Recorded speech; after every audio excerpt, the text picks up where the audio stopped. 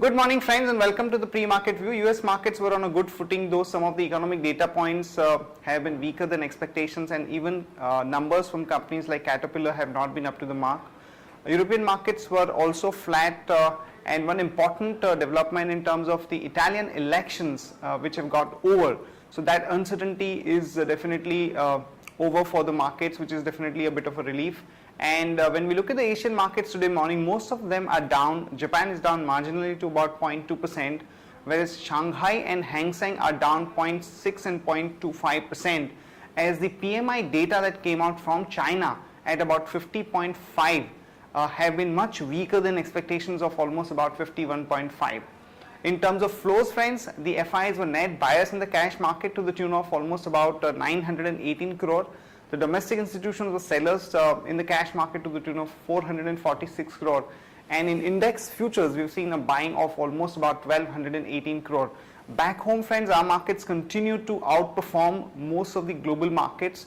And just to put things into perspective, in the last 5 trading sessions, the market has jumped up almost about 5.5%. And Bank Nifty in the last 1 month has surged almost 15%.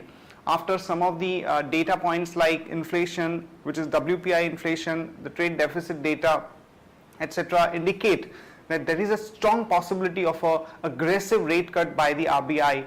And as we approach expiry on Thursday and we have one holiday tomorrow, there is going to be some amount of volatility, but clearly the overall momentum or the bias is on the positive side for the banking stocks in particular. On that note, let me invite Shaival to take us through important F&O cues, data and strategies that we can have in the F&O markets.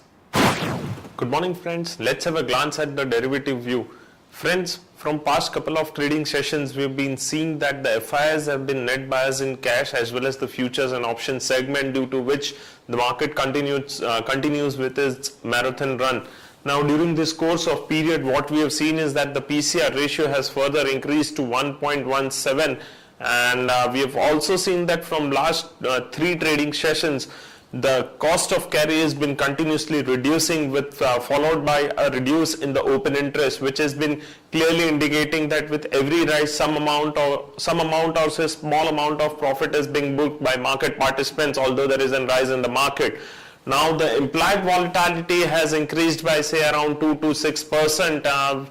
And we have also seen that as we are inching closer towards the expiry, the focus has shifted. And on the higher side, 5,900 and 6,000 call option has seen a good activity. Whereas on the lower side, 5,800 put option has seen good amount of accumulation in yesterday's trade. So having said this, our overall bias for the market is still positive. 5,800 on intraday basis is a good support for the market. But if we find a rise in the market, what one can do is one can book small amount of profits on higher level, maybe say between 5,850, 5,878 levels. From intraday perspective, Ashok Leyland is looking positive, so one can go long with stop loss of 22.15, and one can go long on Biocon with stop loss of 285 rupees 75 paisa. That's it. Thank you. Here are the important news and events that we are tracking today. First of all, HDFC Bank will be announcing numbers, and the PAT growth that we are looking at is about almost 30% at about 1,886 crore. But the top line number or the net interest income number could be a little muted, and the growth there is likely to be about 17%, which could be a bit of a dampener for the stock. But the stock clearly is outperforming and is at almost about 700 levels, which is at a 52-week high level. So one can expect some volatility, but the overall bias for the stock should be positive. In other important development, in the Rajya Sabha, the insurance bill could be put up by the cabinet, and since there has been some kind of a disruption going on in the parliament and it was not allowed to function yesterday, this is an important development that the market will be watching out for in terms of how many bills the government is able to table apart from the budget part. The important bills like insurance, pension, the food security bill, the land ceiling act, so on and so forth. So this is something very important from the market sentiment perspective.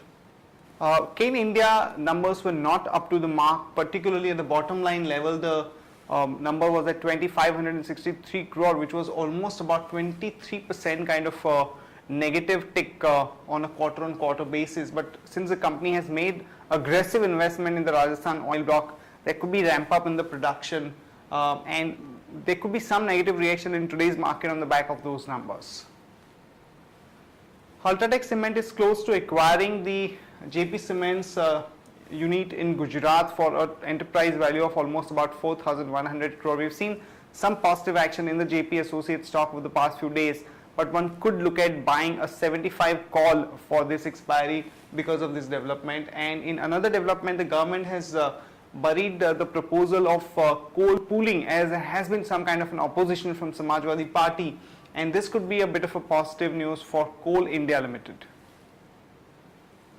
SpiceJet promoter Kalanidhi Maran has increased his stake in the company to the tune of 22.05% by conversion of warrants. And in another development, the global furniture giant IKEA would be allowed to run cafes and restaurants within its single brand format that they are going to be launching in India.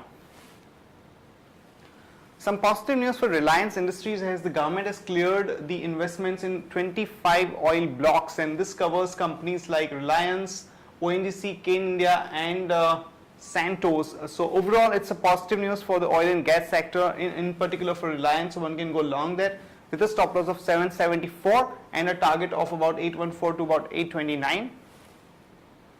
And Maruti Suzuki has indicated that they are going to be launching 2 new diesel models by 2014 to take on the competition from companies like Honda, which have launched new models like Amaze, both in the petrol and diesel category. So one can go long on Maruti with a stop loss of 1509 and a target of about 1586 to about 1615. That's it from all of us, friends. Have a great trading session. See you tomorrow at the same time.